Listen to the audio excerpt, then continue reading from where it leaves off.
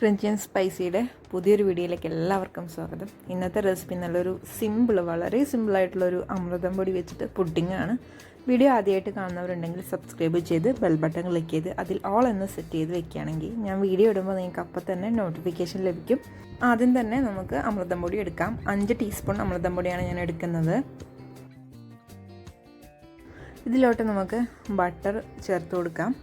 ഞാനിവിടെ ആദ്യം തന്നെ 2 ടീസ്പൂൺ ബട്ടർ ചേർത്ത് കൊടുക്കുന്നുണ്ട്. ഇനി നന്നായിട്ടൊന്ന് മിക്സ് ചെയ്തെടുക്കുകയാണ്. അല്പം കൂടി ചേർത്ത് കൊടുക്കാം. ബട്ടറും നമ്മുടെ ഈ ഒരു അമൃതം പൊടിയും നന്നായിട്ടൊന്ന് യോജിച്ച് വരണം.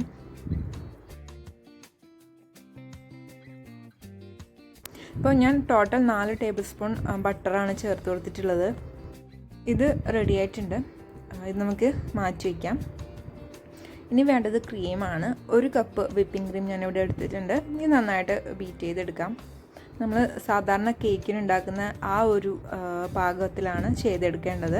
അപ്പോൾ അതും റെഡി ആയിട്ടുണ്ട്. ഇനി നമുക്ക് പുഡിങ് സെറ്റ് ചെയ്തെടുക്കാം. നമ്മൾ നേരത്തെ റെഡിയാക്കി വെച്ചിരിക്കുന്ന അമൃതം പൊടി ഇതുപോലെ ഒന്ന് സെറ്റ് ചെയ്തെടുക്കുകയാണ്. വളരെ സിമ്പിളായിട്ടുള്ളൊരു പുഡിങ്ങാണ്. വളരെ സിമ്പിളാണ് ഉണ്ടാക്കാനായിട്ട്. അമൃതം പൊടി തനിയെ കഴിക്കാനായിട്ടും നല്ല ടേസ്റ്റാണ്.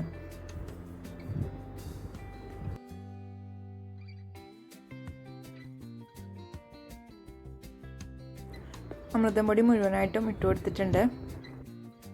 റെഡി ആയിട്ടുണ്ട്. ഇനി ഇതൊരു 15 മിനിറ്റ് നമുക്ക് ഫ്രിഡ്ജിൽ വയ്ക്കാം. അപ്പോൾ നല്ല സെറ്റായിട്ട് വരും. അപ്പോൾ അതിന് ശേഷം നമുക്ക് ബാക്കിയുള്ള പരിപാടി ചെയ്തെടുക്കാം. അപ്പോൾ ഞാനിത് ഒന്ന് ഫ്രിഡ്ജിൽ വെച്ചിട്ട് വരാം.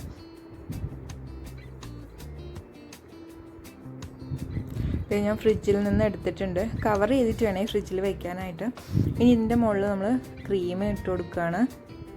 നിങ്ങൾ ഫ്രൂട്ട്സ് ഇഷ്ടമുള്ളവരാണെങ്കിൽ ഒരു ലെയർ ഫ്രൂട്ട്സ് വെച്ച് കൊടുക്കുക കേട്ടോ. ഇതിപ്പോൾ ഞാൻ ചെയ്യുന്നത് വളരെ സിമ്പിളായിട്ടുള്ളൊരു പുഡിങ്ങാണ്. അതുകൊണ്ട് ഞാൻ ഫ്രൂട്ട്സ് ഒന്നും ചേർക്കുന്നില്ല.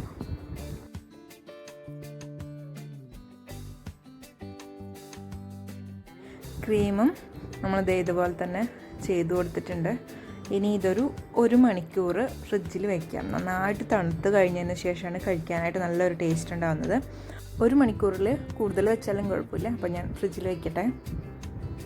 ഇതേ ഫ്രിഡ്ജിൽ നിന്ന് എടുത്തിട്ടുണ്ട്. ഇപ്പോൾ നന്നായിട്ട് തണുത്ത് നല്ല സെറ്റായിട്ടുണ്ട്. ഇനി ഇതിൻ്റെ മുകളിലോട്ട് 1 ടീസ്പൂൺ കൊക്കോ പൗഡർ ചേർത്ത് കൊടുക്കുകയാണ്. ഇതുപോലെ ഒരു അരിപ്പ എടുത്തിട്ട് അതിലോട്ട് വെച്ച് കൊടുക്കുകയാണെങ്കിൽ ഇതുപോലെ നമുക്ക് കിട്ടുന്നതാണ്. ഇപ്പോൾ പുഡിങ് ഇവിടെ റെഡി ആയിട്ടുണ്ട്. ഇത്രയും സിമ്പിളായിട്ടുള്ളൊരു പുഡിങ് നിങ്ങൾ ഇതുവരെ റെഡിയാക്കിയിട്ടില്ലെങ്കിൽ റെഡിയാക്കി നോക്കണം. നല്ല ടേസ്റ്റി ആയിട്ടുള്ള പുഡിങ്ങാണ്. വളരെ സിമ്പിളായിട്ടുള്ള പുഡിങ്ങാണ്. എല്ലാവർക്കും ഇഷ്ടപ്പെട്ടെങ്കിൽ വീഡിയോ ലൈക്ക് ചെയ്യാനും ഷെയർ ചെയ്യാനും, ചാനൽ സബ്സ്ക്രൈബ് ചെയ്തില്ലെങ്കിൽ സബ്സ്ക്രൈബ് ചെയ്ത് ബെൽ ബട്ടൺ ക്ലിക്ക് ചെയ്ത് ഓൾ എന്ന് സെറ്റ് ചെയ്ത് വയ്ക്കാൻ മറക്കരുത്. അപ്പോൾ താങ്ക് യു ഫോർ വാച്ചിങ്.